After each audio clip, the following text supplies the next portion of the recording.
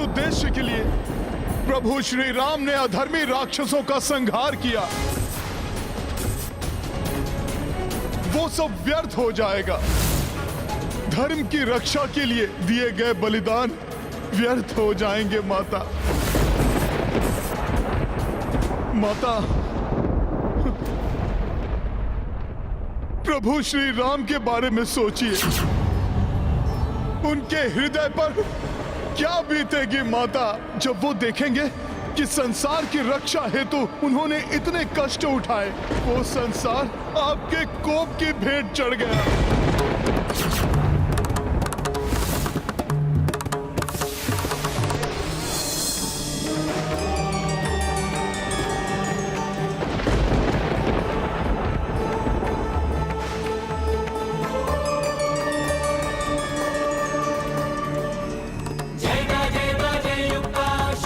शांति को धारण कीजिए माता।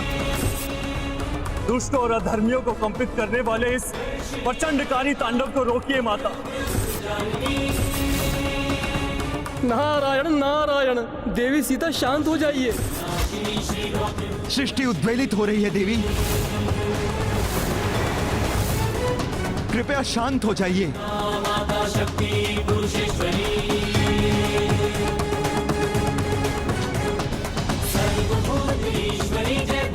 शांत हो जाइए माता, शांत हो जाइए। प्रभु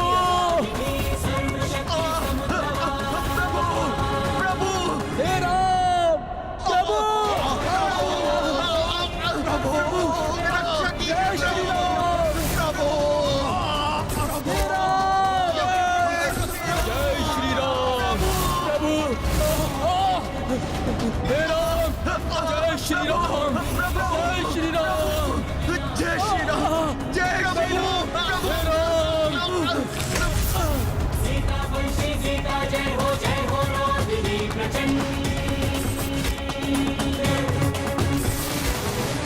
मेरे साथियों की देह कहीं अंतरिक्ष में विलीन न हो जाए। सखा,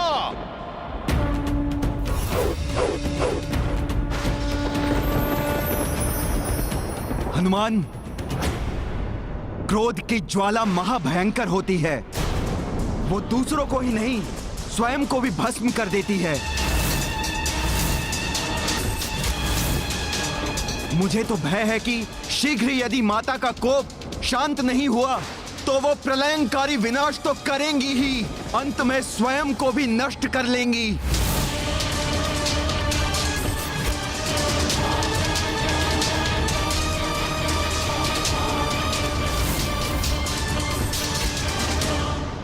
नहीं, मैं ऐसा नहीं होने दूंगा।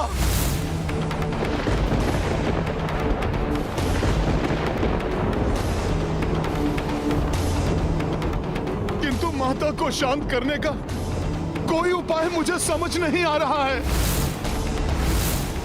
आप सभी कोई सुझाव दीजिए मुझे।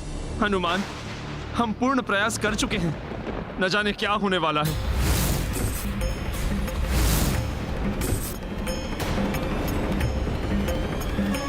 कोई तो उपाय होगा माता के इस क्रोध को शांत करने का।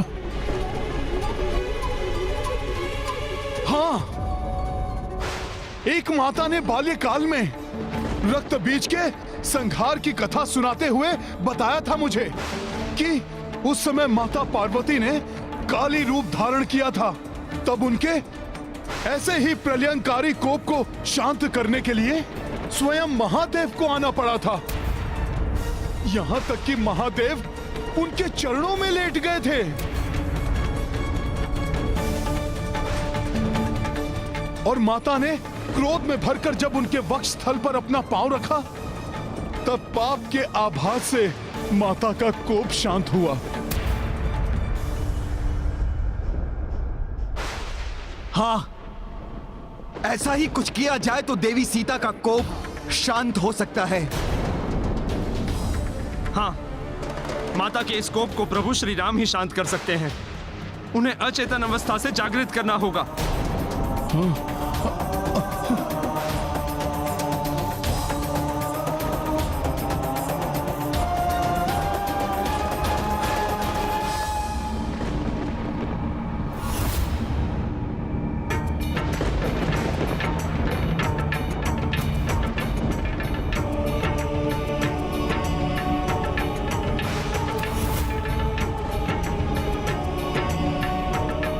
किंतु प्रभु तो स्वयं ही शक्ति क्षीण हो चुके हैं।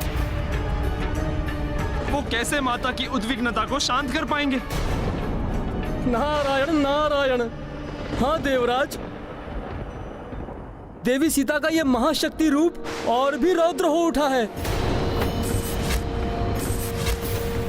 कैसे करेंगे प्रभु ये?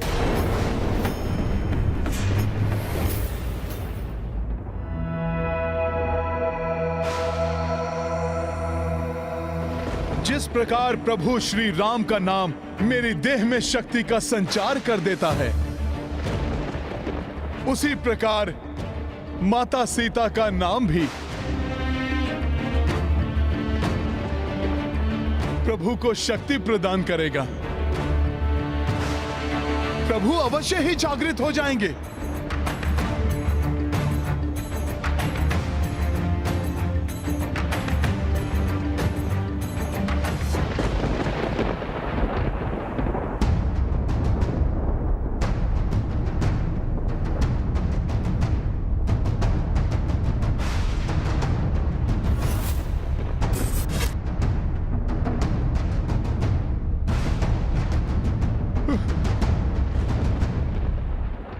प्रभु, इस अचेतन अवस्था से जागिए।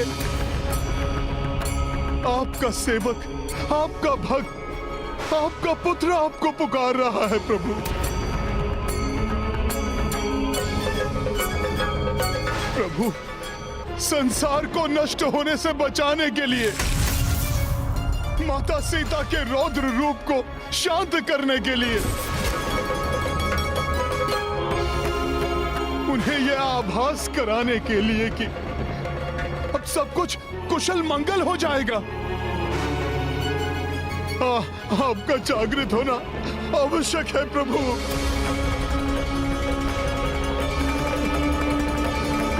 हे जगत के पालनहार प्रभु, इस जगत को आपकी आवश्यकता है प्रभु।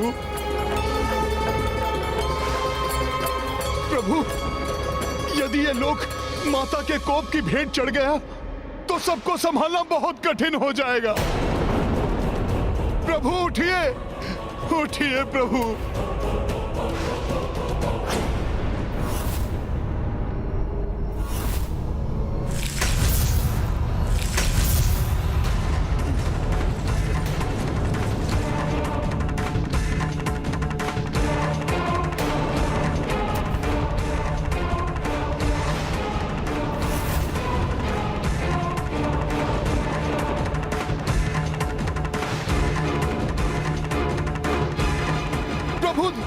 प्रभु देखिए, माता के कोप से उपजा हुआ ये भूकंपन देखिए आप। माता भी यही चाहती है कि आप नेत्र खोलें।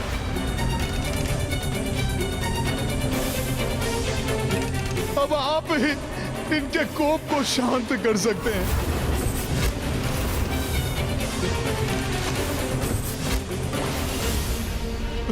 प्रभु जागिए।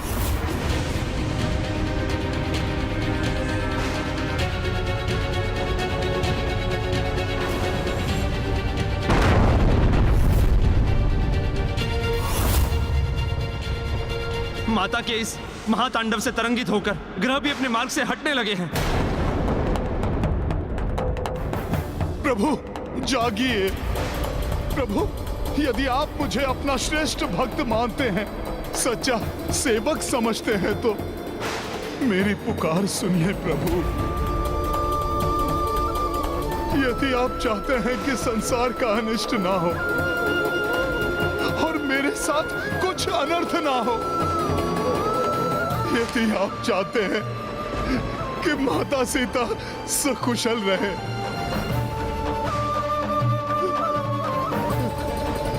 तो आपको जागना होगा प्रभु।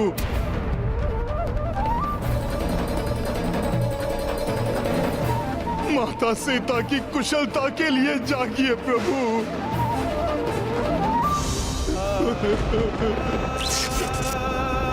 प्रभु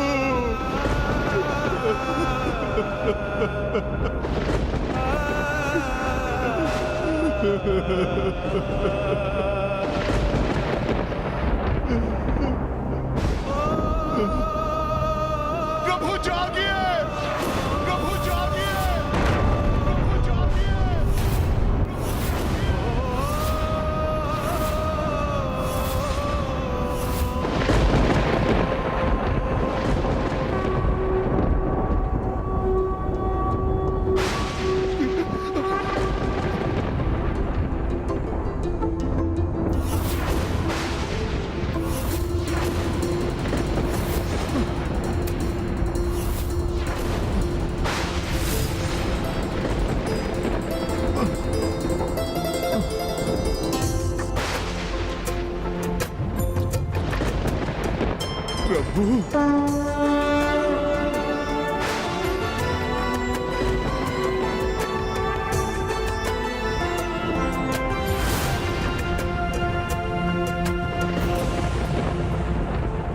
प्रभु आप सचेत हो गए हैं तो अब प्रलय का संकट भी टल जाएगा। माता सीता भी शांत हो जाएंगी। सीता कहाँ है सीते?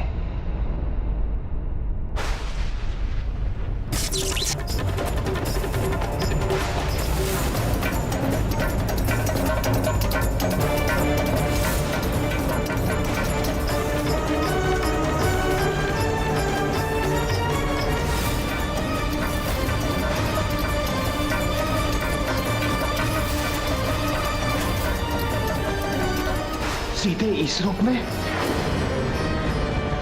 हनुमान,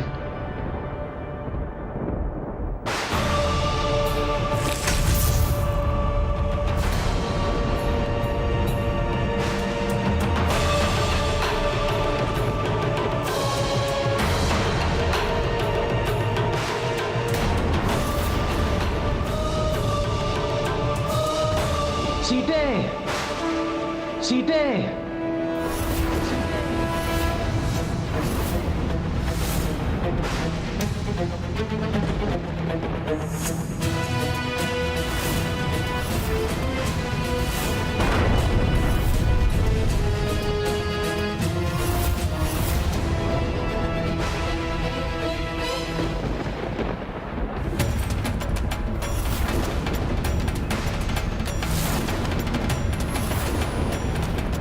यदि प्रभु श्री राम माता के इस प्रलयंकारी तांडव को शांत नहीं कर पाए तो ग्रह आपस में ही टकरा जाएंगे, सृष्टि का आधार ही नष्ट हो जाएगा।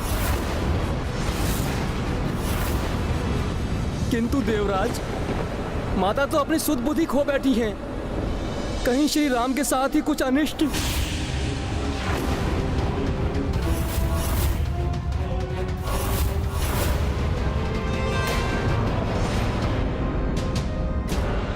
ये मंगल ग्रह एवं शनि ग्रह तो आपस में टकराने वाले हैं।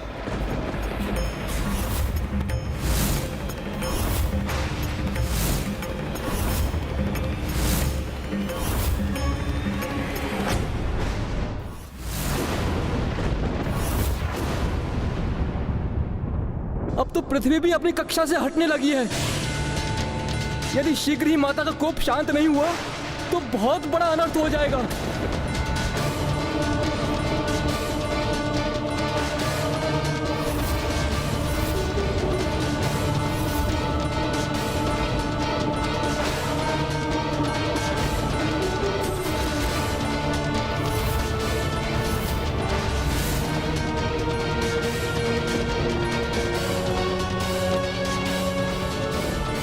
माता ने महारौद्र रूप धारण कर लिया है।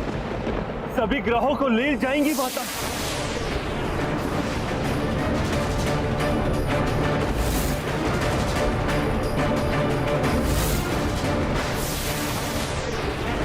माता का तांडव तो प्रचंड हो गया है। पृथ्वी सहित सभी ग्रह तांडव से उपजे बवंडर की चपेट में आकर टकराकर नष्ट हो जाएंगे। प्रभु पर भी संकट आ सकता है।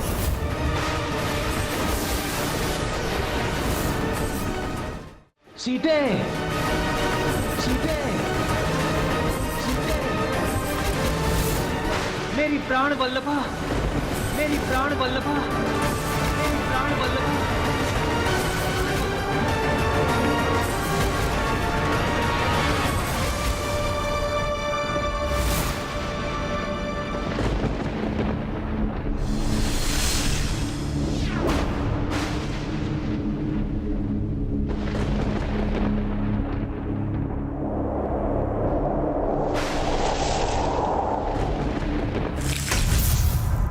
महाशक्ति, उस दुष्ट शतानन का नाश कर चुकी हैं आप, जिसके लिए आपने ये महाशक्ति रूप धारण किया था।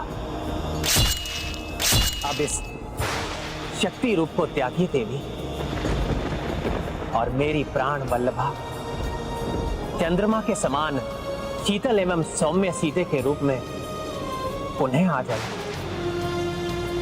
आपके इस प्रचंड पराक्रमी रूप से समस्त जगत भयभीत हो उठा है। देखिए, आपका प्रिय पुत्र हनुमान कितना चिंतित है।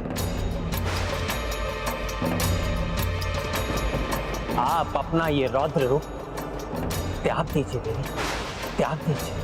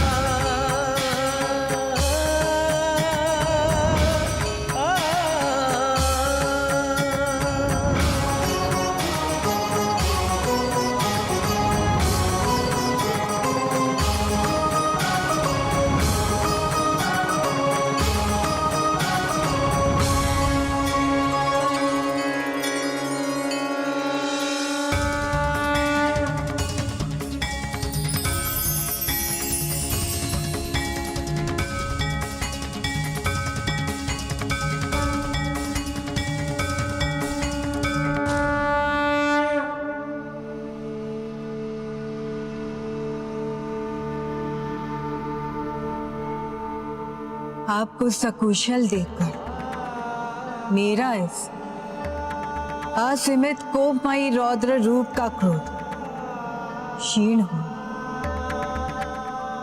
यह असंभवकारी आपके कल्याणकारी दर्शन से ही संभव हो सका है। महाशक्ति के रौद्र रूप के ऐसे शांत दर्शन अति दुर्लभ है और इस रूप के दर्शन पाने वाला वरदान का अधिकारी हो जाता है। मैं आपको क्या इच्छित वरदान? देवी, मेरी तो मात्र दो ही प्रबल इच्छाएं हैं। प्रथम तो ये कि मैंने अपने जिन साथियों को इस महायुद्ध में खोया है उनका जीवन लौटा है, और द्वितीय वो जिन्हें मैं कभी खोना नहीं चाहता,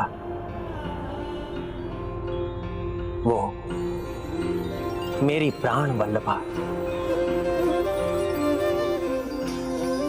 सीता सदा मेरे हृदय में वास करे।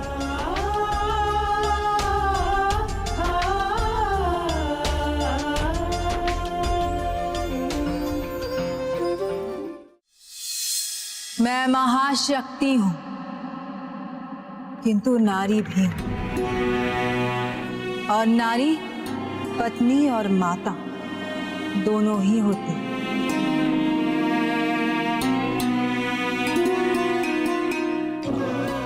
कोई माता कभी भी नहीं चाहती कि उसकी संतान अकारण ही मृत्यु के मुख में जाए।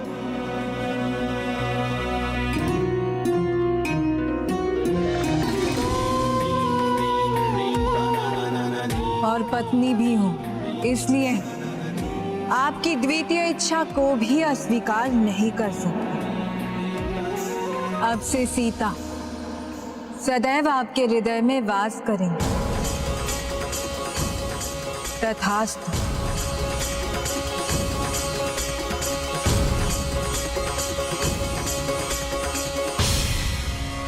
आपसे वरदान पाकर मैं कृतार्थ हुआ देवी। आपको कोटि कोटि धन्यवाद।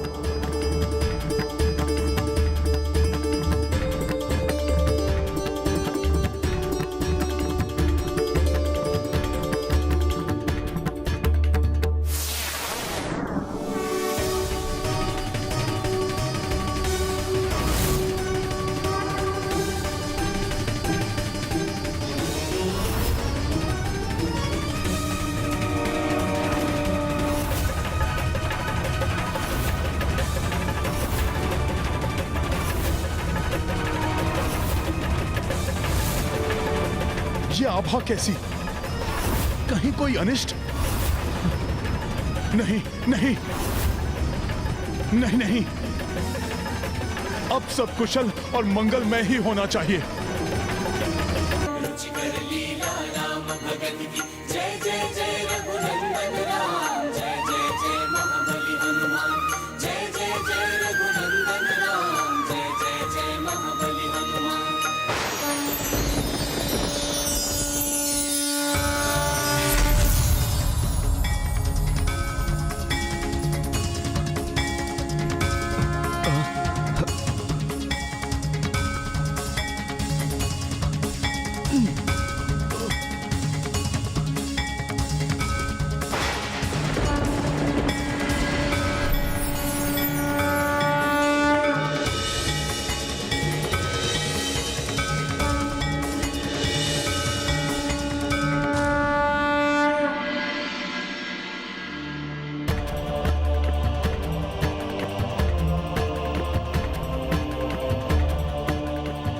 सीते, मेरी प्राण वल्लभा,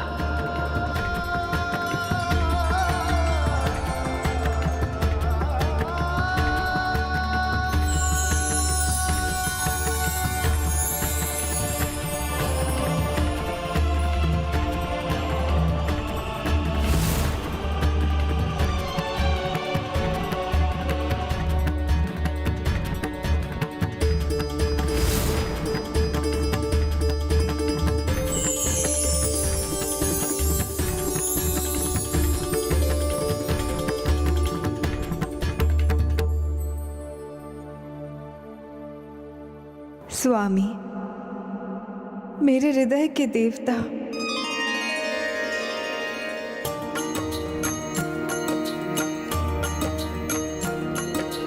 अश्रु जान की नैन जो टपका,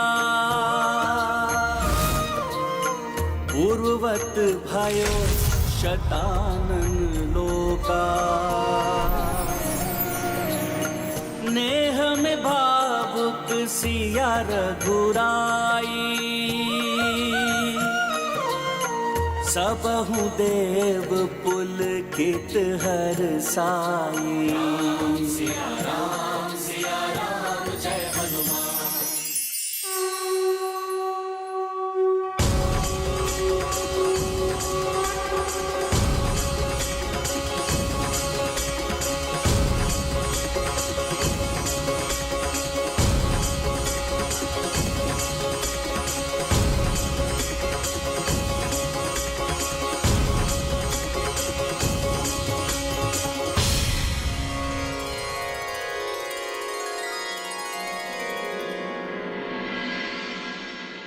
देवेश्वरी, ये शाश्वत सत्य है कि पवित्रता स्त्री के नेत्रों से छलकने वाले दुख के अश्रु संसार में प्रलय ला सकते हैं, जैसा कि शतानन के इस लोक में एवं लंका में हुआ, और वही सुख के अश्रु संसार को सुख और समृद्धि से भर सकते हैं। पवित्रता का कोप संसार को विध्वंस कर सकता है, तो प्रेम एक नवीन सुख में संसार का सृजन भी कर सकता है। ये देखो, ये सुंदर हरी घास, ये शतानन के इस भयंकर लोक में इतना मनोहारी परिवर्तन। ये देखो, हमारे आहत होने के चिन्ह भी चले गए।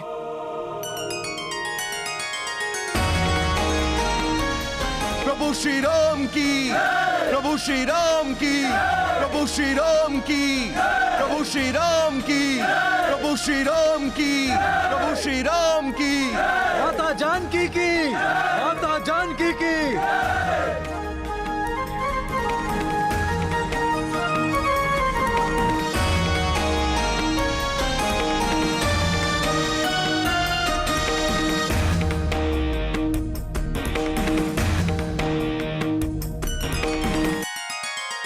प्रभु, आपके कारण हम सबको संसार से अधर्म को मिटाकर धर्म की स्थापना करने का सौभाग्य प्राप्त हुआ है। आपके एवं माता के अद्भुत पराक्रम के साक्षी बनकर हम धन्य हो गए प्रभु। प्रभु, आप दोनों को कोटि कोटि नमन। प्रभु श्री राम और माता सीता को हम सब की ओर से कोटि कोटि नमन।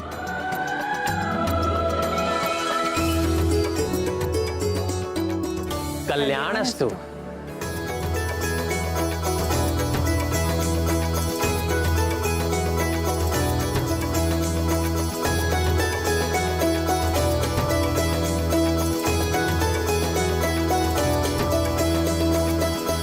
प्रभु, कुछ समय पूर्व शतानंद का जो लोग भयावह प्रतीत हो रहा था, अब स्वर्ग की भांति सुंदर एवं शांत दिखाई देने लगा।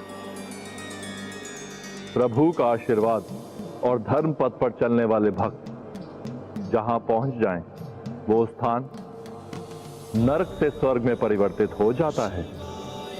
और फिर जहां प्रभु श्री राम और देवी सीता स्वयं उपस्थित हो, वो स्थान तो स्वर्ग ही बन जाएगा ना। उस अधर्मी का समूल नाश हो चुका है। अब समय आ गया है लंका लौट चलने का।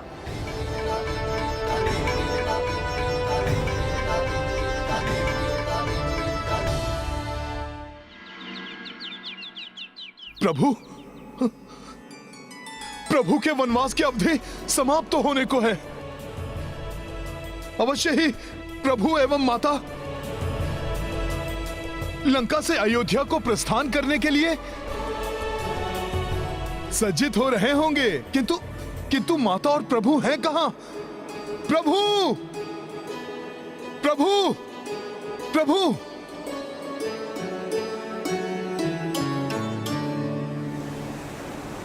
तो वहां है प्रभु माता के साथ। अंत भला तो सब भला, किंतु प्रभु के श्री मुख पर अभी भी चिंता के भाव दिखाई दे रहे हैं।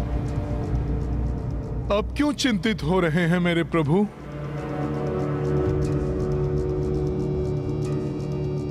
हाँ, बड़ा आनंद आएगा। मुझे आशा है प्रभु अवश्य इसके लिए स्वीकृति दे देंगे। किंतु महाराज, प्रभु से ये बात कहेगा कौन? मैं हनुमान से बोलता हूँ, वो प्रभु से बात करेंगे। हाँ हनुमान, ये हनुमान कहाँ गए? प्रणाम प्रभु, प्रणाम माता। प्रभु, आपको चिंतित प्रतीत हो रहे थे। यदि आपको कोई चिंता है तो आप मुझे बताइए, मैं उसे दूर करने का प्रयास करूंगा। हनुमान, मुझे ज्ञात है कि तुम मेरे कार्य के लिए सदैव तत्पर रहते हो। प्रभु, तो फिर आप मुझसे मत छिपाइए।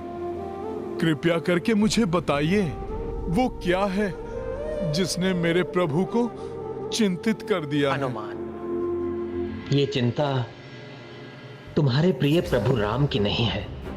ये चिंता अयोध्या के होने वाले राजा राम की है। एक साधारण नर के उत्तरदायित्व और एक राजा के उत्तरदायित्व में बहुत बड़ा अंतर होता है हनुमान। राजा बनना मेरे लिए एक बहुत बड़ी परीक्षा होगी। प्रभु, आपका नाम ही बड़ी से बड़ी परीक्षा को सुगम्य कर देता है। फिर आपको कैसी चिंता? हनुमान, सिंहासन पर बैठने के साथ ही मुझे अनेकों उत्तरदायित्व संभालने होंगे। अनेकों राजधर्म निभाने पड़ते हैं एक राजा को, जो किसी परीक्षा से कम नहीं होते। प्रभु, संसार साक्षी है कि आपने अपना पुत्र धर्म, पति धर्म और मित्र धर्म भली भांति निभाया है। तभी तो सब आपको मर्यादा पुरुषोत्तम कहते हैं। फिर आप राजधर्म को लेकर इतने चिंतित क्यों हैं? हनुमान, एक अच्छा राजा वही होता है जो स्वयं को प्रजा का शासक नहीं, सेवक समझे। राजा के लिए सुख वैभव भोगना बहुत सरल है, किंतु वास्तव में राजधर्म निभाना बहुत कठिन है, बहुत कठिन है हनुमान। प्रभु, मैं कुछ समझा नहीं। हनुमान, देवी सीता को अग्नि परीक्षा क्यों देनी पड़ी, जबकि मुझे उनकी पवित्रता पर पूर्ण विश्वास था, किंतु संसार को दिखाने के लिए सीता को अग्नि परीक्षा देनी पड़ी। इसी प्रकार भविष्य में मुझे भी कड़ी परीक्षा देनी पड़ेगी। इसके लिए मुझे स्वयं को तैयार करना है। प्रभु, आपका ये तुच्छ सेवक इतना अवश्य जान गया है कि मेरे प्रभु के राजकाज को ये संसार सदियों तक स्मरण रखेगा। राम राज एक सुखमय राज का परिचायक होने वाला है। ऐसा तुमने कैसे जान लिया? किंतु माता, जहां का राजा राजा बनने से पूर्व ही राजधर्म की, प्रजा के सुख दुख की चिंता करने लगे, माता, तो यह निश्चित है कि उनके राज में प्रजा सुख और समृद्धि से भरपूर रहेगी।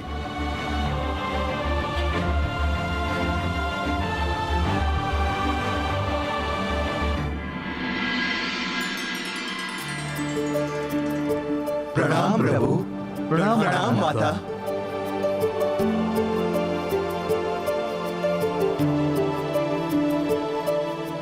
प्रभु, स्वर्ग के समान सुख में उस राम राज्य के दर्शन करने के लिए हम सब वानर भी बहुत उत्सुक हैं। प्रभु, सभी आपके साथ अयोध्या जाना चाहते हैं। हाँ हाँ, हम भी अयोध्या जाएंगे प्रभु, हमें भी अपने साथ ले चलिए। हाँ हाँ प्रभु, हम भी अयोध्या जाएंगे। हमें भी अपने साथ ले चलिए। हाँ, हाँ, प्रभु, हम भी अयोध्या जाएंगे। प्रभु, हर्ष से प्रफुल्लित आपकी सेना आपको राजा राम के रूप में देखने को उतावली हो रही है।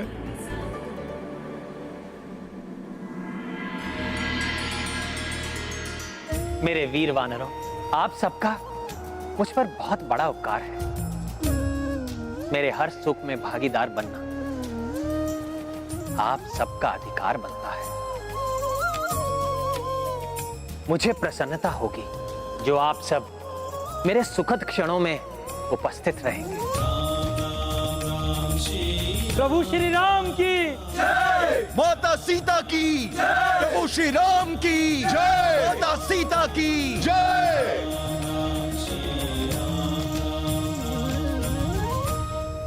यदि वनवास की अवधि समाप्त होने के सूर्यास्त तक आपने एक भी दिन का विलंब किया तो आप अपने अनुज भरत को जलती हुई चिता में देखेंगे भैया।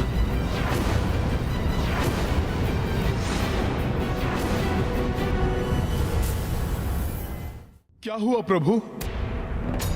पुनः आप कुछ स्मरण करके चिंतित हो उठे?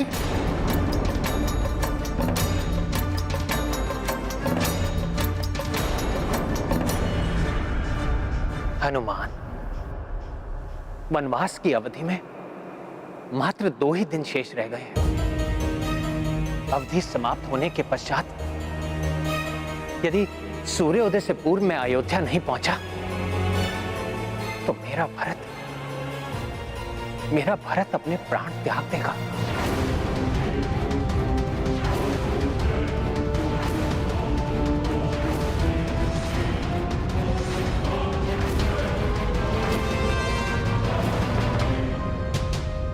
हाँ प्रभु, ये तो बड़ा ही कठोर प्रण ले लिया था भरत भैया ने। हाँ हनुमान, वनवास के आरंभ में जब मैं चित्रकूट के कामदगिरी पर स्थित वन में निवास कर रहा था तो मेरे पिताश्री महाराज दशरथ के अंतिम संस्कार के पश्चात भारत मुझे अयोध्या वापस लेने के लिए आया था।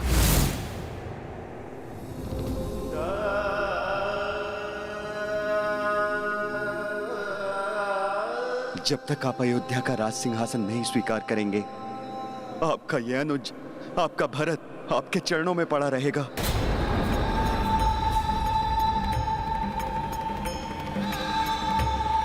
भारत, तुम्हारे निश्चल प्यार का मैं अनादर नहीं करना चाहता, किंतु पिताश्री को दिए हुए वचन की अवहेलना भी नहीं करना चाहता मैं।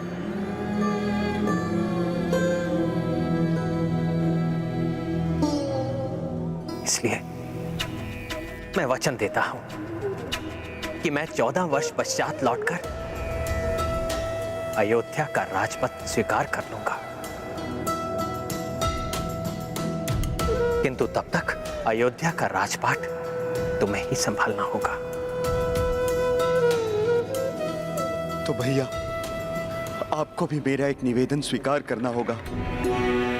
अगले 14 वर्षों तक अयोध्या के राज सिंहासन पर मैं नहीं, आपकी चरण पादुका ही विराजेगी। मान जाइए भैया।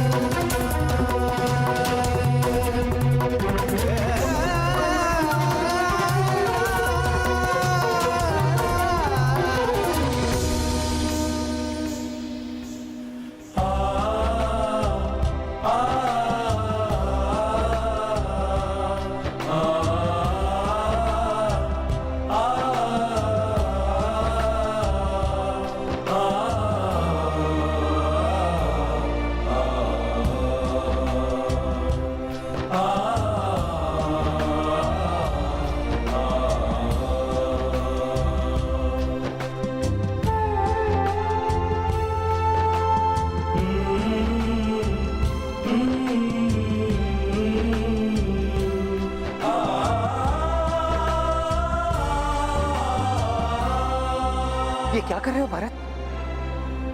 भ्राता, आप मेरे ज्येष्ठ हैं और एक अनुज का कल्याण बड़े भ्राता के चरणों में होता है। इस प्रकार से मुझे सदैव ये आभास होता रहेगा कि मेरे शीश पर आपकी छत्र छाया है। भैया, आपके प्रतीक रूप में ये चरण पादुकाएं अयोध्या के राज सिंहासन की शोभा बढ़ाएगी और मैं आपका प्रतिनिधि बनकर 14 वर्षों तक अयोध्या का राजकार्य संभालूंगा। कुछ कहना चाहते हो भारत? भैया, आपके बिना एक एक क्षण मेरे लिए कठिन होगा, इसीलिए आपको मुझे वचन देना होगा कि वनवास की अवधि समाप्त होते ही आप अयोध्या लौट आएंगे। यदि वनवास की अवधि समाप्त होने के पश्चात आपने एक भी दिन का विलंब किया तो आप अपने अनुज भरत को जलती हुई चिता में देखेंगे। भैया, ये मेरा प्रण है भैया। इसलिए मुझे शीघ्र अतिशीघ्र अयोध्या के लिए रवाना होना होगा हनुमान।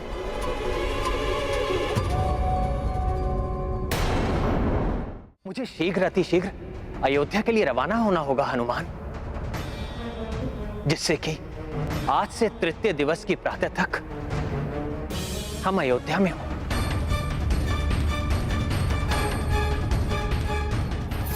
किंतु चिंता इस बात की है, इतने कम समय में ये कैसे संभव होगा हनुमान? प्रभु, आपके सेवक के रहते आपको चिंता करने की आवश्यकता नहीं है। जैसे मैं आपको और सब लोगों को लेकर शतानन लोक गया और फिर आया, इसी प्रकार मैं अपनी पूंछ पर सबको लेकर अयोध्या भी जा सकता हूं। हनुमान, प्रभु,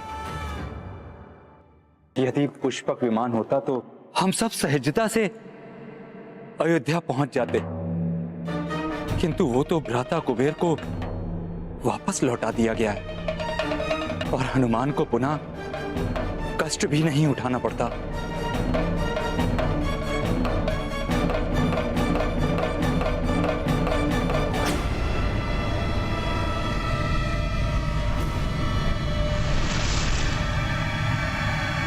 वो क्या है?